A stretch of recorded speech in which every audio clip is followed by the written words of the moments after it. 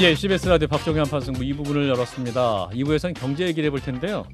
내일 태형건설의 워크아웃 게시여부가 채권단 투표로 결정이 됩니다. 그리고 오늘 대통령이 재개발 규제 철폐 정책을 얘기를 했는데 그 의미는 무엇인지 또 시장에는 어떻게 반응이 나올지 예측하는 시간 갖겠습니다. 박시동 경제평론가 오셨어요. 어서 오십시오. 네, 처음 인사드리겠습니다. 네. 박시동입니다. 네, 우리 진 교수님과 네, 안녕하세요. 김성현 소장님. 안녕하세요. 네, 안녕하십니까? 김성현 소장님이 옆에서 그 대기하시는 순간에 최고를 모셨다. 이거 아니 과찬이시고요. 네. 알겠습니다. 네. 자, 일단 청취자 여러분과 함께 또 이 시간 귀를 기울여 주시고. 자, 일단 오늘 오전에 대통령이 내놓은 주택 정책 얘기부터 짚어보겠습니다. 일단 대통령이 30년 이상 노후화된 주택 안전진단 없이 재건축하겠다. 재건축 규제 확 풀겠다. 이렇게 네. 이제 발언이 있어요. 이 부분 어떻게 들으셨습니까? 일단은 굉장히 발표량이 생각보다 많습니다. 그래서 이걸 분석하기도 이게 하루에 분석이 안 될 정도로 양이 많은데요. 발표 양이 많다. 방금 앵커님 말씀하신 게 그중 빙산의 일각이고 그렇군요. 제가 간단하게 네 가지만 먼저 핵심만 추려드리면 네 방금 가지. 앵커님 말씀하신 것처럼 네.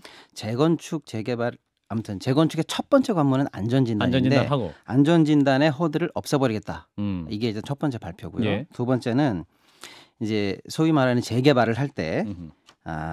그 30년 이상 된 노후 주택이 음. 그 지역에 예. 지금 현재는 3분의 2가 있어야 되는데 이걸 60%로 낮춘다. 이게 두 아하. 번째 발표고요. 예. 세 번째는 소형 또 빌라 이런 음. 주택들이 지금 현재 거래가 잘 안 되지 않습니까? 그렇죠. 이거를 사는 데 있어서 필요한 모든 과세 조치를 전부 다 없애버리겠다. 심지어는 100채를 사도 중과세가 없다. 아하. 극단적으로 표현하면은요. 아하. 여기 세 번째. 예. 네 번째는요. 방금 얘기한 것들은 다 리스크가 있거든요. 이 리스크가 사실은 사업 초기에 몰려 있는데 예. 이걸 정부 돈으로 다 해결해 주겠다. 업체는 땅 짚고 헤엄쳐라. 이게 네 번째 발표입니다. 이 네 가지가 오늘 발표의 핵심이 되겠습니다. 그 이 발표를 듣고 가장 환호할 부분은 누굽니까? 글쎄요. 이거를 예전 같으면요. 예. 해당 지역 또 재건축, 재개발 이슈가 있는 지역에서는 뭐 총선용 포퓰리즘이든 뭐든 환영했을 수도 있겠습니다만은 예. 저희가 이명박 정부 때 뉴타운 광풍의 그 후폭풍도 국민 여러분들이 많이 겪었고요. 뭐 몇 달 전에 있었던 그 강서구청 재보궐선거 때도 예. 부동산 광풍을 기대한 공약들이 있었는데도 불구하고 여당 후보가 실패했거든요. 예. 이렇게 쉽게 국민들이 바로 환호로 돌아서지는 않을 것 같습니다. 이제 개별 지역마다 또 각자 처한 위치마다 좀 따져보지 않을까라고 좀 희망을 걸어봅니다. 예. 근데 이제 뭐 예. 지난 정부부터 뭐 현 정부 이르기까지 부동산 문제가 많이 지적돼 왔었고 이 네. 부동산 문제를 해결하려면 너무 또 가격이 오르는 그런 문제는 결국 공급 부족이 문제가 아니냐. 네. 그래서 이제 뭐 지난 대선에 여야 후보 모두 다 공급을 강화하겠다가 공통 분모이지 않았습니까? 네. 그런 차원에서 네. 이제 재건축 규제도 풀겠다. 이거 자체는 공급을 늘리겠다라는 큰 방향과 일치하는 거 아닙니까? 뭐 그렇게 1차원적으로 해석할 수는 있겠습니다만은 공급을 일단 두 가지 측면에서 보면은요. 예. 새롭게 지어서 만드는 공급이 있겠고요. 그렇죠. 예. 기존 시장에 있는 다주택자들이 내놓는 물량도 공급입니다. 그렇죠. 그럼 둘 다 공급으로 봐야 되는데 아. 무조건 지어서 올리는데 현재 이 대책은 집중이 돼 있거든요. 아하. 그러니까 엄밀히 말하면 예. 공급 대책으로 포장이 되어 있습니다만 사실은 공급 대책으로 보기보다는 건설사 살리기 대책, 건설용 경기 부양 대책 또는 총선용 포퓰리즘 대책 이렇게 해석하는 게 아마 맞을 것 같습니다. 좀 구체적으로 들어가 볼까요? 예. 예를 들면은 안전 진단을 폐지한다는 거거든요. 지금 이렇게 보시면 되겠습니다. 집을 허물려면은요. 제일 먼저 해야 되는 게 안전 진단 통과입니다. 이 집 위험하니까 빨리 다시 져야 된다. 안전 진단 대상이 되려면 일단 30년이 넘어야 되고요. 예. 그 넘은 주택 가지고 안전 진단을 이제 시에 신청하고 해서 통과되는 데까지 보통 2년에서 3년 이상 걸리고요. 예. 많은 단지들은 사실 여기서 탈락을 합니다. 그런데 안전 진단 통과하고 나면 이제 추진위, 조합 또 이런 걸 구성하기도 하고요. 그렇죠. 정부에다 대고 또 구청에다 대고 이렇게 개발하겠습니다라는 이제 입안 서도 내기도 하고 예. 합니다. 그런데 지금은요. 안전 진단을 첫 번째 단계에서 없애버렸습니다. 그냥 바로 추진위 조합 만들어서 그냥 너희들이 하고 싶은 안을 만들어서 그냥 일단 내 그리고 차 태워서 출발해 이겁니다. 그럼 안전 진단은 언제 받으라는 얘기인가? 이 제도의 핵심은 안전 진단은 맨 마지막에 사업 시행 인가 직전까지만 통과하면 돼라고 뒤로 밀어놨습니다. 그럼 이런 생각 들지 않으세요? 아니 그러면 예전에는 안전 진단에서 위험하다고 해야 이게 재건축이 되는 건데 예. 조합 만들고 돈 들여서 설계 만들고 입안서 만들어 가지고 딱 냈는데 거기까지는 다 통과했는데 마지막 단계에서 안전 진단이 안 나오면 어떡할 겁니까? 그런 위험 그때 가서 감당할 수 있겠나라는 의문이 당연히 들죠. 예. 그러니까 그나마 있는 안전진단도 기준을 완화하겠다는 겁니다. 그때 가서 통과 안 되는 안전진단 없도록 만들겠다. 그래서 이름도 안전진단이 아니라 생활환경진단으로 바꾸겠다. 그냥 진단 안 한다라고 바로 하면 그겁니다. 되는 건데 왜 이렇게 말을 어렵게 그래서 만들... 진짜로 노후돼서 위험한 데를 안전진단 통과하도록 하지 않고 뭐 좀 불편해? 소음 때문에 층간소음 때문에 어려워? 그러면 웬만하면 다 통과. 그래서 맨 마지막에 그동안 있었던 일들을 다 겪고 나서 너희들 안전진단 해줄 거야 안 해줄 거야 이런 압박 없이 거의 프리패스 해주겠다라는 게 첫 번째 대책이 되겠습니다. 생활환경 진단이면 30년 됐으니까 좀 불편한 점은 당연히 있을 테니까 네. 생활환경 진단하면 자연스럽게 통과될 네. 수 있는 그런 네. 구조로 가게 되는 그렇습니다. 거군요. 근데 이제 아까 저희가 방송 전에 진중현 교수님 말씀하신 것처럼 예. 규제가 불편하기도 하지만 규제가 갖는 장점 또 존재 이유는 있거든요. 예. 안전진단 기준이 있는 이유는 실제로 무분별한 재건축도 좀 막아야 되고 사회적으로 30년 넘었다고 해서 아파트 부시는 나라는 우리밖에 없지 않습니까? 예. 네, 아니 그러니까 사실은 100년, 200년, 300년 된 건축물이 그렇습니다. 있는 거고 네. 그 이제 현대 과학을 통해서 만들어진 아파트가 맞습니다. 30년 쓰면 네. 도저히 살 수 없는 집이 네. 된다는 건 사실 또 약간은 다시 짚어볼 문제이긴 하죠. 사실은 명확히 그렇습니다. 보면. 그리고 이제 개인주택이 아니라 대규모 아파트들은 사실은 사회적 비용이라든지 그 지역의 도시에 미치는 영향이 막대하기 때문에 30년 단위로 도시계획을 바꿀 수가 없거든요. 그렇기 때문에 사실 그런 규제의 존재 이유가 있는데 안전진단이라는 사회적 하나의 허들을 그냥 거의 없애버리는 혁명적인 조치다 저는. 혁명이다. 그렇습니다. 아. 예, 재건축 재개발 시장의 첫 번째 허들을 아예 사실상 없애는 그런 조치가 나왔다 이렇게 보는 겁니다. 빨리 진행이 되긴 할 텐데 그렇게 되면 사업 비용도 있을 거고 조합원 분담금도 있어서 나는 좀 불편하지만 여기 그냥 살고 싶어 하시는 분과 야 이번 기회 한몫 잡아야지 재개발합시다가 부딪히게 돼서 굉장히 좀 시끄러울 것 같은데 무슨 대책이 있는 걸까요? 정부는? 지금 봐서는 그런 대책은 잘 보이지 않고요. 예. 방금 말씀하신 것처럼 사실은 이 제도적으로는 이런 논의가 늘 있었습니다. 뭐냐면 이 재건축 재개발을 찬성하시는 분과 안 찬성하시는 분은 어디나 있습니다. 그렇죠. 근데 우리는요. 기준이 얼마냐면 추진이 가려면 50%가 넘어야 되고요. 음. 조합이 가려면 7, 80% 넘어야 됩니다. 근데 이 기준도 그러면 과연 합당한 거냐? 20% 정도 반대하는 사람들은 그러면 내 사유재산에 대한 처분권을 많은 사람이 원한다고 해서 내가 내 집에서 당장 쫓겨나야 되냐라는 늘 사회적인 논쟁이 여기서 붙고 있거든요. 예.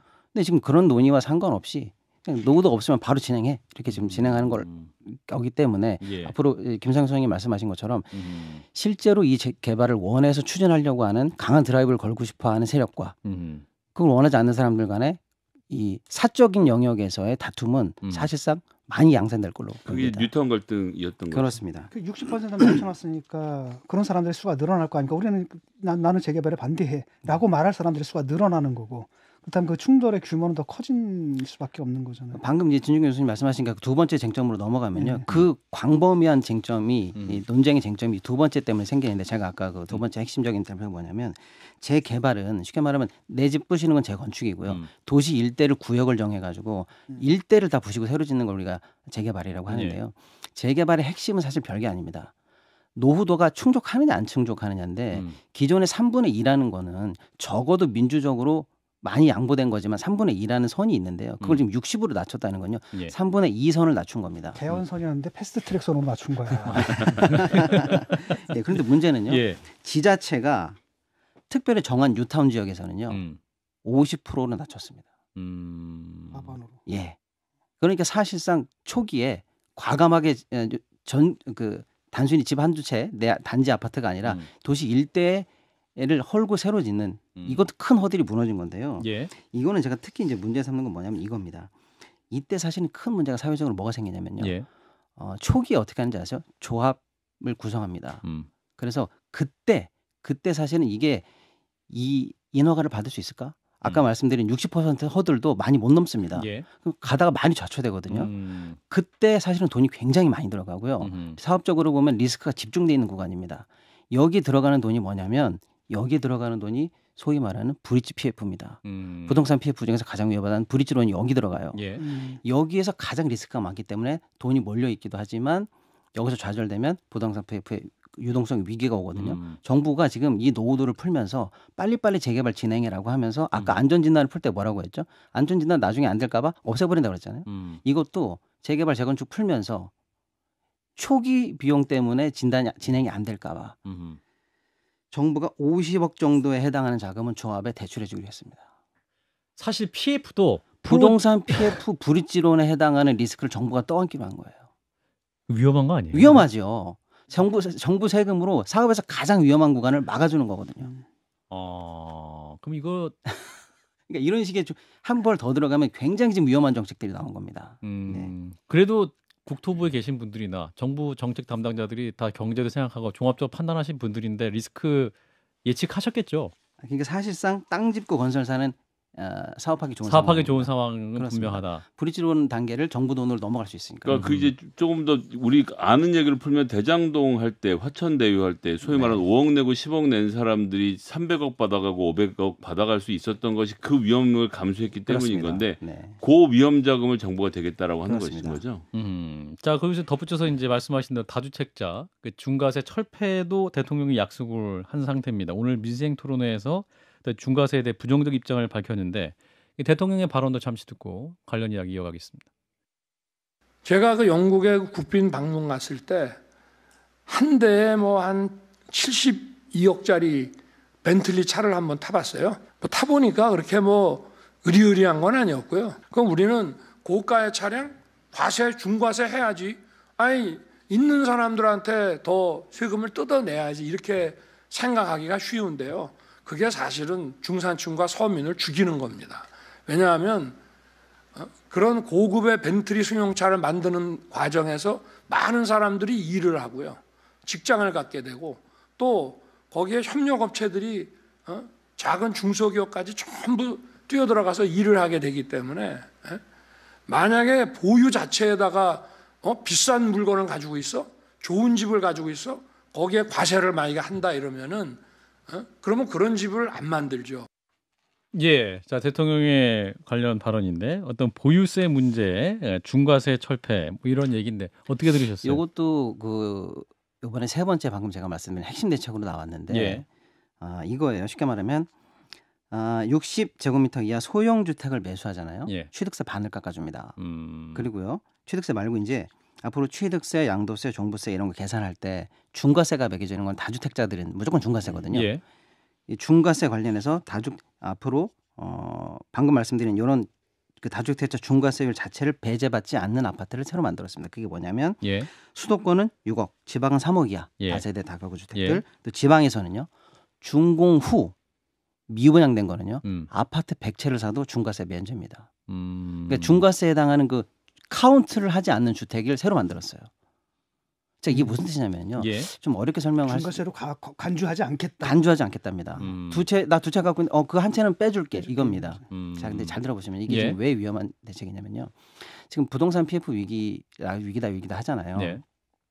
위기의 핵심은 사실은 건설사나 이런 쪽들이 초기에 굉장히 좀 뭐랄까 주택 경기가 활성화될 때 비싼 값에 땅을 샀습니다. 그래서 방금 제가 말씀드린 사업 초기 단계 부동산 PF를 할 때 브릿지론 할 때 굉장히 고금리로 또 빌렸어요. 이게 지금 고금리가 계속 오래가고 주택 경기가 침체되면서 막대한 부담으로 작용해서 현재 지금 독립경화에 걸리는 상황이거든요. 이거 어떻게 해결해야 될까요? 많은 전문가들은 이렇게 얘기합니다. 손실을 확정해야 된다는 거예요. 예를 들면은 비싸게 땅 산 사람은 너가 손해를 보고 여기서 사업을 털어야지. 그래서 그게 다시 경매에 나오면 싼 값에 누가 들어오겠지. 그럼 개선된 사업성을 가지고 이제 다시 시작하니까 시장 논리로 더 낮은 값에 분양이 되면 이제 사는 사람이 오겠지. 이런 누군가 반드시 이 사업 단계 내에서 손실을 확정 지어주고 다시 시장 논리로 사업을 선순시켜야 된다는 게 이 전문가들의 일관된 지금 현재 의견인데 방금 말씀드린 중과세 대책은 정부의 대책은 이겁니다.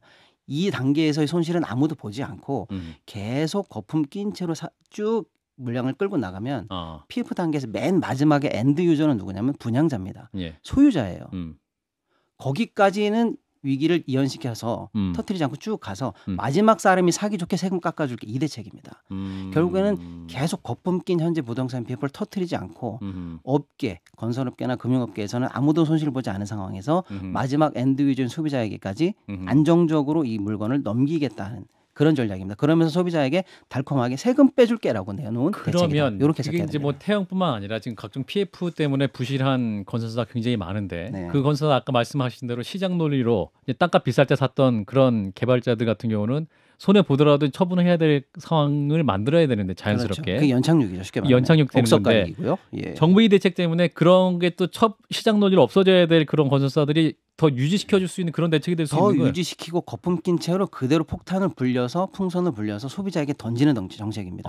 그러면 마지막에 소비자들이 그걸 떠안았을 때 예. 일반 솔직히 말하면 지금도 영끌한 우리 2030 세대들이나 예. 지방의 미분양을 떠안은 사람들이 그걸 책임지고 그 거품을 소화할 수 있으려면요 그거 이상으로 경기가 상승돼 가지고 집값이 올라가면 됐겠죠. 예. 근데 그럴 가능성이 없으면요 그 폭탄은 결국 가게에 던져지는 겁니다. 영끌한 가게에 가게 그렇습니다. 된다. 예. 김선수 님 아까 포퓰리즘 얘기하셨는데 어떤 부분 비판하시는지 말씀 주시고. 그러니까 이제 제가 했던 얘기는 이게 나중에 하겠습니다. 이게 예, 진 교수님. 그러니까 예. 그게 문제가 있으면은 문제가 있는 걸 갖다 연착륙시키기 위해서 이제 김을 빼야 되잖아요. 예. 고름이 꽉 그겁니다. 차 있으면은 고름을 조금씩 그러니까 한꺼번에 확 빼는 게 아니라 그렇죠. 경제 충격이 오기 때문에 조금씩 빼야 되는데 지금 예. 그걸 안 하겠다는 거잖아요. 하겠다는 사실 겁니다. 오히려 더 늘려가겠다는 거고. 예. 제가 좀 충격적인 것은 대통령이 이런 인식이거든요. 좀 전에 벤틀리 얘기를 하면서 70여 벤틀리 아니, 딱 들어보니까 너무 단순 무식 과격하지 않아요? 지금 이런 식의 인식을 갖고 있거든요. 이게 이제 그 뭐랄까 보수주의자들이 갖고 있는 그 이데올로기가 있거든요. 오히려 당신들의 선의가 결국은 나쁜 결과를 낳는다. 오히려 악의를 보이는 게 선한 결과를 낳는다라는 굉장히 높은 철학적 수준에서의 이런 이데올로기를 쓰는데 자동차는 팔리는 대로 찍어낼 수가 있거든요. 근데 결국 주택 같은 건 뭡니까? 그게 아니거든요. 집값이 결국은 땅값인데 예. 땅은 한정돼 있는 거거든요. 그렇기 때문에 여러 가지 규제가 있는 건데 지금 이런 예를 들어가지고 거기다 또 옮겨놓고 이런 것들 보게 되면 이분이 그 하는 게 정책적 판단을 하는 게 아니라 예. 상당히 이념적 수준에서 상황을 판단하고 있다는 인식이 들고 거기다 이제 뭐가 들어오냐면 선거라는 어떤 정책 필요가 있어서 이런 식의 좀 이상한 정책들로 나오는 게 아닌가. 대통령이 이제 발언을 좀 더 해석을 해보면 어떤 경제 규모의 경제를 만들면 또 어떤 그 고가의 차량 혹은 고가의 주택, 어떤 주택이 많아지게 되면 어떤 낙수 효과도 있고 일자리도 창출 많이 되고 또 돈이 흐름을 촉진할 수 있는 중과세를 하고 있는데 지금 우리나라 예. 중과세를 하고 있잖아요. 근데 예. 아크로비스타에 좋은 집들이 있고 대통령과 부인께서는 그런 좋은 집을 사서 잘 살고 계시지 않습니까? 예. 세금을 내면서 지금까지 잘 선순환으로 잘 돌아갔는데 여기서 중과세를 없앤다라고 해서 경기가 더 좋아지거나 일자리가 더 늘어날 거라는 근거가 그러니까 벤틀리를 살 사람이 더 많아진다는 거가 어떻게 연결되는 건지 잘 이해가 안 돼요. 그 낙수 효과 얘기하는데 낙수 효과 없어졌다는 얘기가 벌써 20년 전부터 하거든요. 우리가 더 이상 개발도상국이 아니에요. 예. 그런데 앉아가지고 낙수 효과를 얘기하는 겁니까? 그러니까 지금 이런 얘기를 하고 있거든요. 그러니까 이분들이 지금 모여 있는 그분들이 굉장히 그 사고 방식이 정책적 사고를 하는 것 같지가 않거든요. 지금 얘기하는 것도 예를 드는 것만 봐도 얼마나 단순무식 과격합니까? 제게 그냥 부자들이 비싼 물건을 세금 덜 내고 사겠다는 얘기 이상도 이해도 아닌 것 같아요. 네. 예. 그다음에 이제 하나만 박지동 더 평론가님. 이제 핵심적인 그 이번 대책 중 핵심적인 부분이 이제 사실 일기 신도시에 사시는 분들도 지금 수도권에 많은데 예. 그분들은 재건축 관련해서 대선 때부터 사실은 시끌시끌했습니다. 거기에 관한 대책이 나왔는데 예. 뭐 다른 대책은 차치하고라도요. 이것도 일기 신도시도요. 그 특정한 아파트를 지정해서 지금 헐고 다시 짓는데 도와주겠다는 건데요. 그렇죠. 여기서 듣도 보도 못한 정책이 하나 나왔는데 미래도시펀드라는 걸 만들겠다는 겁니다. 그래서 연기금, 정부 돈, 금융기관이 돈을 내서 초기 펀드를 만들어서 그걸 시행에 돈을 넣겠다라는 거예요. 그 금액이 현재 정부 추산으로는 12조 원입니다. 이것도 똑같습니다. 이것도 브릿지론을 정부가 대신하겠다는 거고요. 이건 좀 더 심하게 나아간다면 예. 정부가 시행사를 자처하겠다는 겁니다. 아하. 건설 수익이 생기면 그걸 가져가긴 하나요? 거꾸로? 아, 그건 나중에 계약에 들어가 봐야 되겠죠. 예. 그러니까 지금 제가 이 방금 4개의 얘기를 쭉 종합해 보면 예. MB 시절에 뉴타운 시즌 2가 생각이 납니다. 그때 광풍이 일었잖아요. 총선 앞두고. 근데 그때 후폭풍이 엄청났습니다. 막상 해보고 나니까요. 아하. 재정착률이 17%대에 불과했고요. 세입자들은 다 쫓겨났고요. 그때 오른 집값이 그 후에 몇 년간에 걸쳐서 내려가면서 많은 분들이 사실은 재산적으로도 손해를 받고. 예, 손해를 많이 봤었고요. 특히 지금 정책의 핵심은 정부의 정책의 핵심은 결국 건설사 살리기에 집중돼 있습니다. 그 부분인 것 같아요. 그렇습니다. 사실은. 왜냐하면 아까 말씀드린 재건축이나 재개발 같은 거는 사실은 계속 법적으로 꼬리를 물고 가면은요. 예. 마지막에 시행 단계에 누가 있는지 아세요? 결국에는 조합이 있습니다. 조합은 누굽니까? 시민입니다. 분담금이든 뭐든 나중에 청산할 때든 올라가면요. 목줄을 잡고 땡겨와서 돈을 받아낼 사람이 국민입니다. 그런 사업이 있는 거예요, 여기는요. 근데 그런 사업이 있기 때문에 건설사들이 사실은 안정적으로 들어갈 만한데 초기 부담 정도가 늘 걱정이었는데 그걸 이번에 다 해결해 준다. 해결해 준다. 그리고 정부가 다 해결해 줄 테니까 너희들은 빨리 짓기만 해. 예, 짓는 거를 통해서 시공이익을 가져가서 이 위기를 넘어가 봐. 이 뜻입니다. 자연스럽게 태형 얘기로 넘어가 볼게요. 네네네. 태형건설 워크아웃 얘기인데 내일 이제 추가 자구안을 내놨습니다. 그래서 윤세영 회장이 태형건설 살리기 위해서 필요하다면 TY홀딩스와 SBS 보유 지분도 담보로 제공하겠다 이렇게 밝혔습니다. 이거 네. 어떻게 읽어야 되는 말입니까? 지금까지 과정이 굉장히 복잡하기 때문에 짧게 한번 정리해드리면요. 태영이 이제 워크아웃 신청했지 않습니까? 그러면 이제 채권단들이 모여서 이 회사의 워크아웃을 할지 말지를 결정하는 개시 그 자체를 결정하는 일단 그 의결이 필요합니다. 그게 내일입니다. 75%가 그렇습니다. 채권단이 모여서 일단 워크아웃을 시작할지 말지를 내일 결정합니다. 시작하면은 앞으로 4개월 동안 채무가 동결이 돼요. 그러면서 일단 실사를 하게 됩니다. 그런데 이제 내일을 앞두고 사실은 태영은 정부 그다음에 주채권은행과 그동안 물밑 협상을 해왔습니다. 야, 너희가 제대로 된 안을 가져와야 그래도 우리가 전국에 있는 400개 채권단한테 가서 동의해줘라고 얘기할 거 아니야라고 해서 당초에 정부와 물밑 교섭했던 자구안이 4개입니다. 그 4개 안이 있었어요. 근데 그 4개 안을 가지고 정부가 이제 믿고 워크아웃을 오픈했는데 오픈하자마자 태영이 배신 행위를 했죠. 예를 들어서 태영 인더스트리라는 계열사를 판 돈을 가지고 와서 태영건설 채무에 상환하는데 쓰겠다라고 했는데 그중에 890억을 안 썼어요. 그러니까 정부가 황당한 거죠. 야, 너랑 나랑 약속하고 우리가 지금 워크아웃을 가려고 그러는데 우리한테라도 뒤통수를 쳐? 이거 용서 못해 라고 해서 기존에 우리가 합의했던 4개 자구안을 빨리 마무리해 라고 해서 어저께 드디어 이제 태영이 기존에 했던 자구안 4개를 완성했습니다. 근데 이제 그거랑 헷갈리시는 게 그거 말고 내일 회의를 앞두고 이제 진짜 많은 채권단들에게 동의를 받아야 되니 추가로 자구책을 만들어 와. 내일 회의 목적입니다. 그 2가지가 오늘 지금 발표가 된 거예요. 그래서 4+2의 자구책이다 이렇게 보시면 되겠습니다. 그 2가지가 뭐냐면 하나는 SBS 미디어넷 또 뭐 여러 가지 DMC 미디어 이런 어떤 계열 지분이 있거든요. 요거를 담보 잡혀서 요거를 가지고는 앞으로 나오는 채무에 대해서 상환하겠습니다라는 게 하나 있습니다. 그다음에 시중에서 지금 가장 관심을 갖고 있는 게 SBS거든요. SBS 관련해서는 멘트를 정확히 보면은요. 지주회사인 TY홀딩스 그리고 SBS 지분은 추후에 문제가 있으면 담보로 제공하겠습니다. 매각이 아니고요. 담보로 제공하겠다는 거고 그것도 추후에 문제가 생기면이라는 조건이 달려 있습니다. 요게 4+2 대책입니다. 요걸 가지고 내일 회의를 하게 됩니다. 네. 어떻게 예상하세요? 채권단이 어떻게 판단할까요? 현재로서는 채권단 입장에서는 태영을 현재 채권단이 워크아웃을 만약에 받지 않으면요. 당장의 법정 관리는 가지 않겠습니다만 지금 태영이 갖고 있는 현재의 유동성 그리고 앞으로 매달 들어와야 되는 메꿔야 되는 그 금액을 생각해 보면 법정 관리 말고는 답이 없다는 걸 채권단이 알고 있습니다. 그렇기 때문에 채권단 입장에서는 울며 겨자 먹기로 워크아웃은 받아들여질 거로 일단 시장은 예측을 하고 있습니다만 문제는 방금 낸 그 4+2 자구안으로 그러면 충분할 것인가 앞으로. 그거에 대해서 시장은 신뢰하지 않고 있습니다. 왜냐? 당초에 태영이 처음에 얘기했던 너희들 채무 얼마야 라고 했을 때 2조 5천억이라고 그랬어요. 근데 지금 매일매일 채무액이 늘어납니다. 그래서 계산 방식마다 좀 다르죠. 조금만 위험해도 그 우발 채무를 잡느냐 안 잡느냐에 다르지만 최대로 잡혀 있는 게 현재 16조 원입니다. 16조. 계산치가.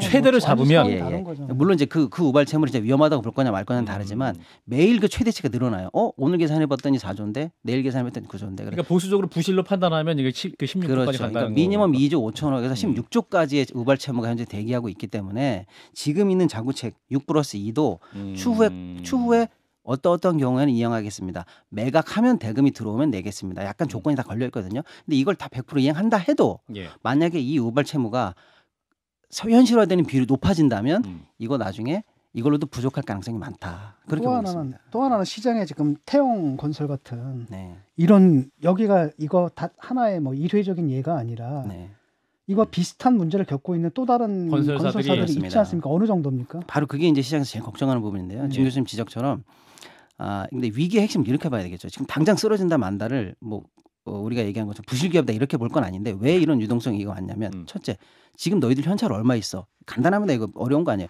뭐 4천억 있습니다. 그러면 다음 달에 들어올 만기 얼마야? 완기 얼마야? 그러면 그 대책 있어? 이게 따져봤을 때 이게 시차가 안 맞거나 플러스 마이너스 안 맞으면 또 6개월 있다가 자금 딸리겠네. 이렇게 감이 오잖아요. 그렇게 했을 때 계산이 안 맞는 애들이 지금 한 6군데 정도 나옵니다. 다 대기업 계열이에요. 제가 처음에 이 얘기를 각종 방송에서 했을 때는 다 제가 실명을 말하지 않았는데요. 이제 기사에 나오더라고요. 그래서 말씀드리면 롯데건설이 좀 일단 위험해 보이고요. 동부도 위험해 보이고요. 신세계, 코오롱, 요 정도 위험해 보입니다. 그다음에 문제는 건설사가 위험한 것도 문제지만 아까 제가 말씀드린 것처럼 얘네들한테 꿔줬던 자금을 낸 금융사들이 있거든요. 그러니까 같이 묶여 있습니다. 여기 보증이 빵꾸 나면 같이 돈을 내야 되고 여기 또 뭐 이렇게 엮여 있거든요. 금융사 중에서 특히 위험한 데는 사이트가 좋고 안정적인 사이트에 투자한 데 말고요. 그런데 보통 일본이 들어가니까요. 예. 아까 제가 말씀드린 건 브릿지처럼 가장 위험할 때, 그다음에 지방 이런 데 고수익을 노리고 들어갈 수밖에 없었던 중소형 증권사나 이금융인 캐피탈사 관련해서도 현재 위험한 곳이 한 4군데 정도 업계에서는 예측하고 있는데 제가 지금 말씀드린 이 10개 정도 회사 있지 않습니까? 예. 건설사, 캐피탈사는 지금 다 신용등급이 내려가 있어요. 지난주부터 쭉 내렸습니다. 요거 찾으면 나옵니다. 그렇군요. 여기가 부실해지면 이제 시스템 위기가 되는 거라서 그래서 태영을 정부는 첫 번째 타자를 잘 막고 싶어 하는 거죠. 그렇군요. 오늘 발표된 정부 정책도 뭐 연계해서 생각해 볼 포인트가 있는 것 같은데. 네. 예, 일단 오늘은 여기까지 하고 다시 또 모셔가지고 이 문제를 추적해서 한 2시간 해야 될 것 같아요. 그러니까 이거 특집을 한번 준비해야 될 것 같습니다. 자, 오늘 경제 문제 함께 짚어주신 분 박시동 경제평론가였습니다. 고맙습니다. 네, 감사합니다. 좋아요, 구독, 알림 설정.